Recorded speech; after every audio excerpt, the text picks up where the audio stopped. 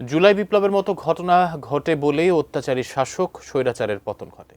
শিক্ষার্থীদের কেবল নিজের জন্য নয়, জুলাই যোদ্ধাদের মতো দেশের জন্য ভাবার আহ্বান জানিয়েছেন আইন উপদেষ্টা ডক্টর আসিফ নজরুল।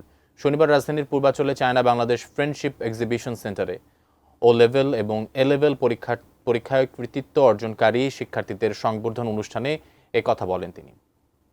পড়াশোনার জন্য বিদেশ গেলেও জন্মভূমিতে ফিরে দেশের জন্য কাজ করার আহ্বান জানান উপদেষ্টা। ডেইলি স্টার এবং HSBC ব্যাংক এই সংবর্ধনার আয়োজন করে। এবারের আয়োজনে মোট 2391 জন শিক্ষার্থী পুরস্কার পান। এর মধ্যে 176 জন শিক্ষার্থী বিশ্বসেরা এবং দেশসেরা ফলাফলের জন্য সম্মাননা লাভ করেন।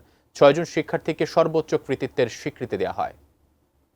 এই যে অন্যের জন্য এইভাবে চিন্তা করার ক্ষমতা, এই জন্য দেশের জন্য নিজের লাইফ স্যাক্রিফাইস করার মতো একটা অ্যাটিটিউড, এটা একটা মানুষকে অনেক বড় করে তোলে। এই ধরনের ঘটনার ইতিহাসে ঘটে দেখেই নতুন নতুন রাষ্ট্রের জন্ম নেয়, রাজতন্ত্রের পতন ঘটে, স্বৈরাচারের পতন ঘটে এবং অত্যাচারী শাসকের পতন ঘটে, সভ্যতার বিকাশ হয় এবং তোমাদের মতো ছেলেরা, তোমাদের মতো মেয়েরা নতুন নতুন স্বপ্ন দেখার সুযোগ পায়।